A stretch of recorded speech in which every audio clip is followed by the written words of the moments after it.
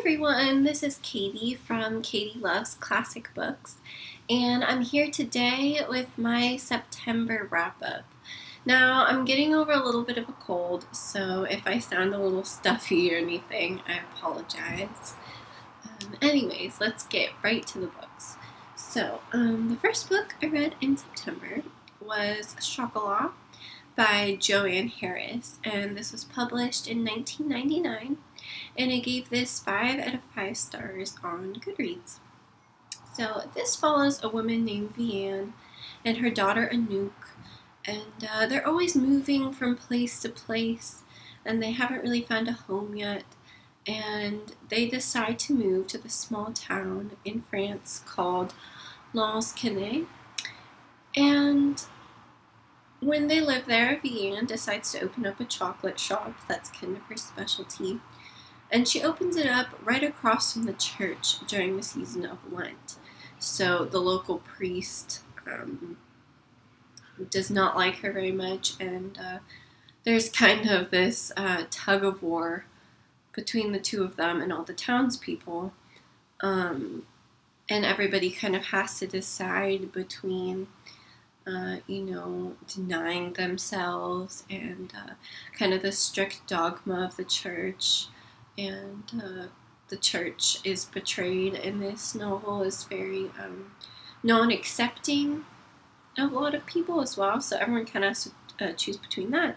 And then what Vianne kind of brings to the town, which is allowing yourself pleasure and happiness and tolerance and acceptance of other people, and opening up to what your heart really desires. And so there's sort of a tug of war between these two things, which is really interesting.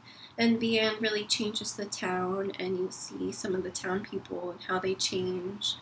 And it's a really delightful novel, but yet with a lot of meaning at the same time. And it definitely had a lot of criticism of religion. But it was mainly about, that happiness is the most important thing. I believe Vianne says at one point, somebody asks her, because she doesn't go to church and she doesn't believe in religion, they say, well, what do you believe, Vianne? And she thinks about it for a minute, and she says, well, I believe happiness is the most important thing. And yeah, and you really see that in this novel. So yeah, so it was really nice, and there were some really lovely characters. I really enjoyed the characters in this novel. Vianne was wonderful. She just had, for the most part, a very absolutely complete acceptance of herself. So she stayed strong in her beliefs and who she was, even when people weren't going to accept that. And I think that's really admirable. I feel like that's very difficult, and I really liked her as a character. And she has there's like a magical realism kind of aspect to this book as well, mostly around Vianne. And she's a kind of witch, but you never really find out exactly what her deal is. But she can read people's thoughts, and I think this is run her family. And through that, she can tell what everyone's favorite chocolate is. And, she's kind of into some pagan things like reading tarot cards. And when they first moved to this town, they are banging pots and pans to get rid of the evil spirits from their house. So there's all sorts of things like that. So there's a little bit of a magical aspect, and yet some pagan traditions as well to offset the religious side. So yeah, so it's really interesting. And then at the same time, there's with Vianne, there's a lot of exploration of the mother-daughter dynamic, which was really nice. And also there's sort of a separate storyline of her finally finding a place to call home and belonging somewhere. So that was really cool. And yeah, the other townspeople were really cool too. There was this man who really loved his dog, and that was a really endearing storyline. And this woman named Josephine, who was kind of abused by her husband and finally got up the courage to leave him. And one of my favorite characters is this old woman named Armande. And I really don't know how to describe her, but she was absolutely delightful. And yeah, one of my favorite characters in this book. For sure. Yeah, so this was really wonderful. It was cozy and warm, but yet, like I said, it actually held a lot of meaning, and I really liked it, and I do actually very much recommend this if you're interested. The second book I read this month was a poetry collection. Now, if you've been watching my channel, you know that I read one poetry collection a month, but the last couple months, like last month and this month, I actually read two, so I guess that's kind of cool. Anyway, so one of the ones I read this month was The Jane and Bertha in Me by Rita Martinez, and this collection was published in 2016. I gave this 2 out of 5 stars on Goodreads. So this is a poetry collection that basically takes inspiration from Jane Eyre, and yeah, but I was disappointed in this one. So I really love Jane Eyre. If you're wondering, Jane Eyre is actually one of my absolute favorite books of all time, and it is my favorite classic. Yeah, it's something I've loved for a really long time, and it's very close to my heart, and being a poetry lover, and I'd heard good things about this, I thought this would be something I'd be interested in, but sadly, it was pretty disappointing. Yeah, I didn't find the writing exceptional, and I couldn't emotionally connect to any of the poems, and those are 2 things I really need from a collection. Like, I guess it was kind of clever in places, but maybe it just wasn't what I was looking for. I feel like for another person who really loves Jane Eyre and maybe isn't also a big poetry person, and they're more looking for like fan fiction type poetry, this might be something they would enjoy, but that's just not what I was looking for. I wanted something more emotional. Yeah, because this was almost like fan fiction type poetry, if you know what I'm talking about. Yeah, I mean, there were a couple poems I liked, but nothing too crazy. Yeah, there's this other collection that it takes inspiration from Anne of Green Gables, called Anne with an E by April Michelle Bratton. And those poems were really beautiful. Like, she took the inspiration from the classic book and she made these really emotional, beautiful poems, and they did not read like fan fiction. And I thought that's what this was going to be, and I was like, oh my gosh, from Jane Eyre, and that's my favorite. But that's just not what this was. So yeah, so for another type of reader, they might like it, but I just found this disappointing, and I feel bad saying that. You know, I'd like to support these like small poetry authors, or small poets. But yeah, just not my favorite. The third book I finished this month was 20,000 Leagues Under the Sea by the French author Jules Verne, and this was published in 1870. And I gave this book 4 out of 5 stars on Goodreads. So yeah, I really, maybe unexpectedly, liked this classic. I wanted to read some early science fiction, and Jules Verne is like hailed as one of the like fathers of science fiction. And so I decided to go with this one. And in 20,000 Leagues Under the Sea, this Professor Aronnax, he is sailing on this ship called the Abraham Lincoln, and everyone on this ship is looking for this mysterious sea creature that is plaguing the ocean, and everyone thinks maybe it's a giant narwhal or something. And him and his 2 friends end up on this sea creature, and lo and behold, it is a submarine. And this kind of predates the use of actual submarines. This was before reading this today. Some of the technology is in use, so it doesn't seem so fantastic. But this was sort of before these things became normal. Anyway, so they end up on this submarine, and they're kind of prisoners on this submarine. And the submarine is owned by a mysterious captain named Captain Nemo. And Nemo means no one in Latin, so you can tell he's trying to remain, unknown. And yeah, and they end up sailing around the globe with Captain Nemo, exploring the wonders of the sea and, you know, what's under the sea, which in those times, you know, was something very new to explore, and find out more about Captain Nemo and his life he leads on his submarine called the Nautilus. Yeah, there's surprisingly, like, there wasn't a whole lot of plot in this book. Like, yes, you'd think there would be a conflict because these three men are prisoners on this submarine, and there's a little bit of conflict around that, but I feel like more towards the end. But they kind of just enjoy the fact for a while that they're able to explore all this, which I'm glad because, you know, it's pretty cool. And, yeah, and the Nautilus is very interesting, and obviously before its time, and it's powered by electricity, and this was before the use of light bulbs and stuff like that, so that's pretty cool. And even their diving suits are kind of like, you know, the technology is ahead of its time and all of that, which is interesting. And just Captain Nemo and his world is very interesting. He has renounced all humanity and society and just thinks it's very corrupt, and doesn't ever set foot on land, and lives his life entirely under the sea on his submarine, and he survives completely from the sea, which is pretty cool.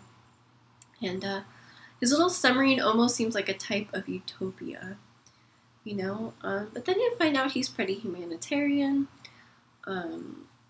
He, in his own little secret way, helps people that are oppressed, and he doesn't believe in killing for killing's sake, only for food.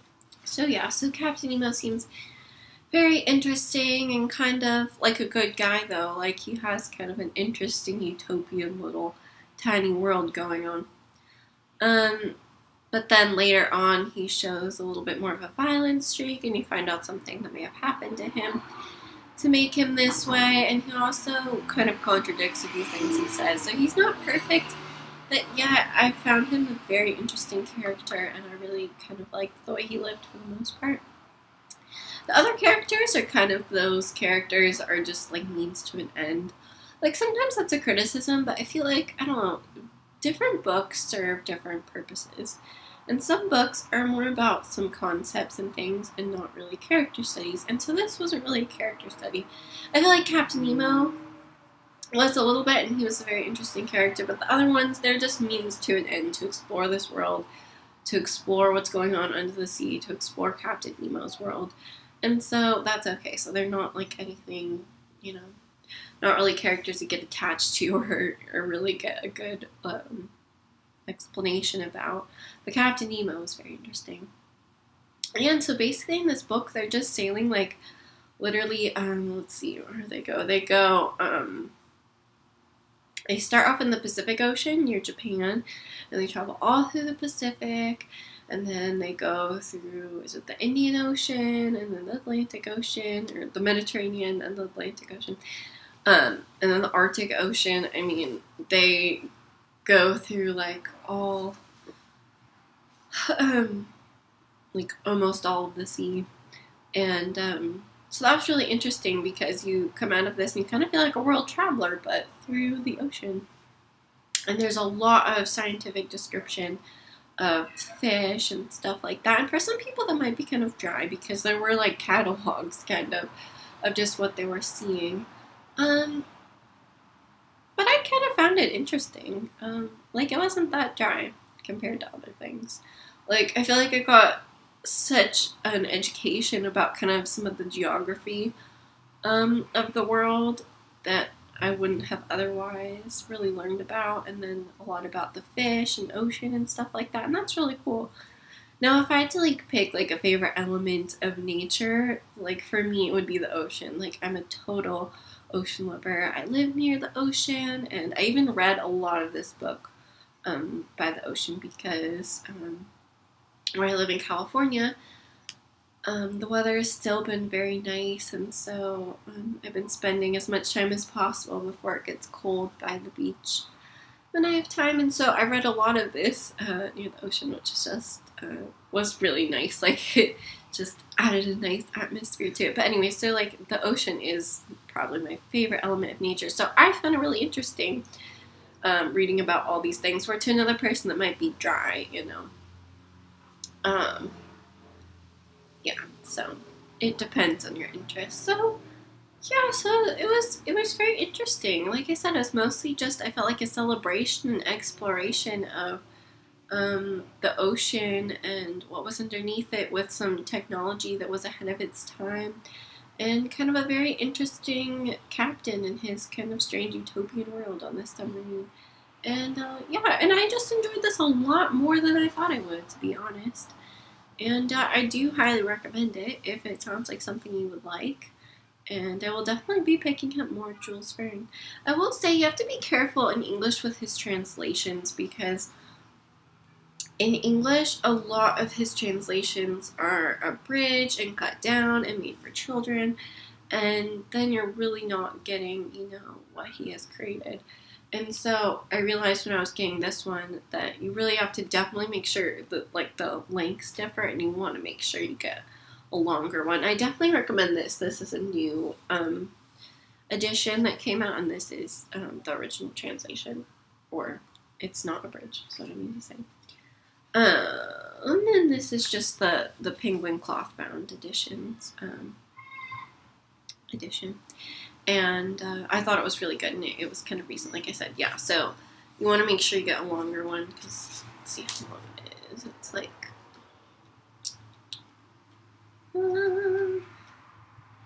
it's 478 pages. Yeah, because when I was looking for an edition, there's some that were like only 200. So if you read this, make sure you get a longer one, and make sure it's an accurate translation, because I know there's kind of a problem with Jules Verne's translations for some reason in English. But anyways, this was fantastic.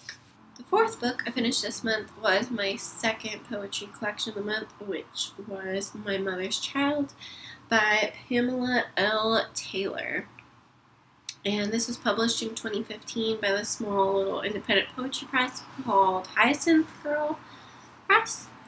And I gave this 3 out of 5 stars on Goodreads. And this was just kind of about the author's relationship with her mother and her heritage and things like that. And personal poems about her own life, but that are still kind of connected to her mother's life and her heritage as well. And I just found this collection okay. Like, I liked the poems, but nothing exceptional. English just wasn't something that I could really personally relate to. But they were alright. There were a couple poems I liked. Gosh, what were they called? One was called Tuesday Morning Rain, and another one was called Fan Letter to Spider-Man. And they were kind of about how, you know, you can't be on top of your game every day. You kind of can't do it all. And I liked those a good deal. I did like the poems about, you know, her mother and her heritage. There's one called Stuff White People Like, number 132, Picking Your Own Fruit. And that one was kind of like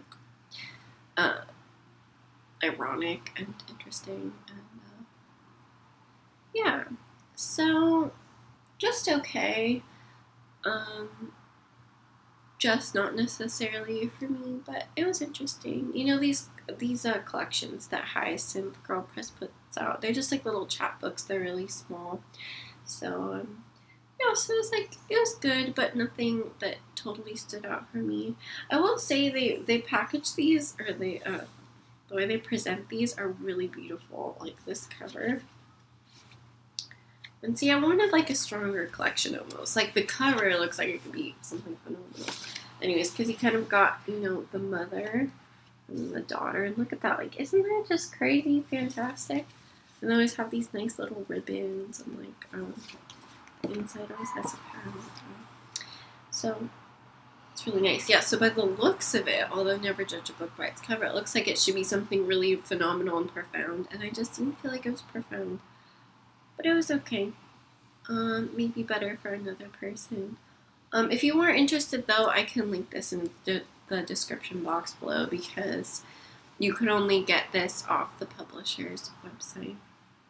Anyways, I've been reading a lot of contemporary poetry lately because I was finding a lot of good, like, independent, like, little poetry collections, and I thought there was a lot of cool stuff out there, but I find myself more and more stumbling into a lot of poetry right now that's just really mediocre, and I just really want something, you know, better, I guess. And so, yeah, so next month, and maybe even the next couple months or so, I think I'm going to be reading some classic poetry, so look out for that, because, I don't know, I'm getting a little over contemporary poetry at the moment, and I might need a break. So look out for some classic poetry. The fifth and final book that I finished this month was The Celestine Prophecy by James Redfield.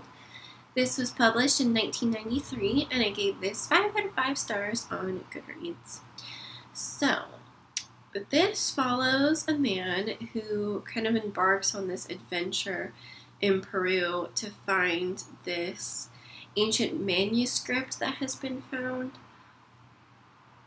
and to find the last part of it and to discover what it really means. And it, like, holds clues for ways for humans to better live their lives and to kind of change humanity for the better.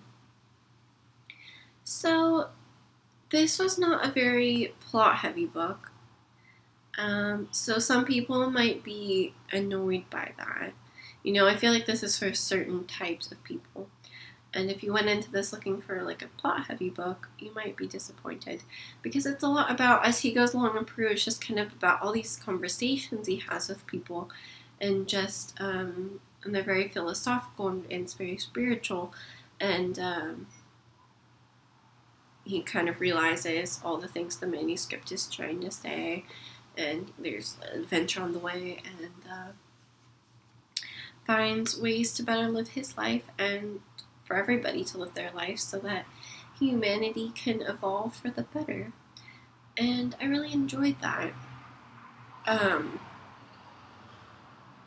Yeah, so there's a lot about in this book, you know, kind of talks about how humans are, you know, people are, like, kind of getting restless and feeling like lack of fulfillment in their lives, and then the things they kind of can awaken to feel a sense of fulfillment, like acknowledging that there's more to life than just this material world, and to kind of get out of that way of thinking. And it's about synchronicity. It's about how everything is energy. Yeah, so if you're into that type of thing and you know what I'm talking about, then this is definitely a book for you. If you don't know what I'm talking about, then maybe this isn't something you would like. You know, people are into that or they aren't. And yeah, anyway, so it's about how everything is energy, like people and when they're interacting with each other or nature and stuff like that, and how once you acknowledge that, the way you can better treat people and how relationships can evolve from that.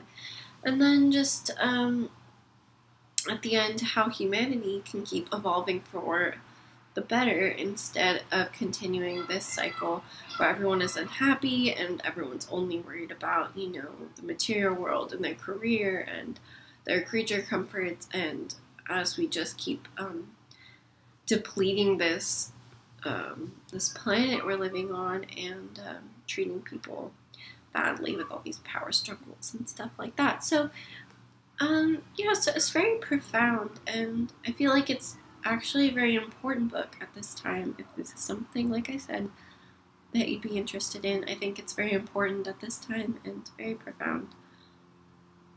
Like I said, it's not too plot heavy, like there is an adventure element, but it's a lot of conversations between people. And even the characters, this is another one, you know, where characters are means to an end, and that's okay. Our main character, it's his first person perspective. We don't even find out his name, but I even think that's an interesting device because it makes it very personal, like we're going on this journey and we're learning these things. And then everybody who talks to him, there's kind of means to an end to explain different concepts and show him different things. But that's okay. Like, if you're not going into this expecting a literary masterpiece, with intense character study and a plot, then it's okay, because this is really about the concepts.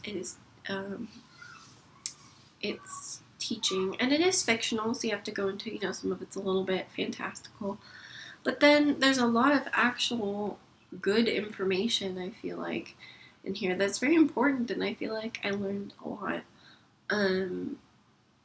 Yeah, I guess I am what you would term like a spiritual person, or I'm into spirituality.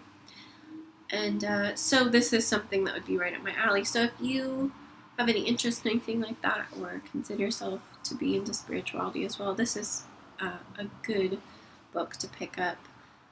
This is, for fans of things like The Alchemist by Paulo Coelho, or The Prophet, like Rumi's poetry, Herman Hesse. I can't think of what else, but yeah, stuff like that. So if you're interested in anything like that, then I bet you would like this as well. And this is the first in actually like a 4-book series, and I like this so much I am going to pick up the second book, which is called The 10th Insight, I believe. So I'll be picking that up soon, so maybe I'll see a review about that sometime in the near future. Anyways, yeah, so I really recommend this if this is something that you resonate with. So those are all the books I read in September. I hope you enjoyed this video. If you want to read full-length reviews of any of these books, I always write them and post them on Tumblr and Goodreads, so I can link both those sites below.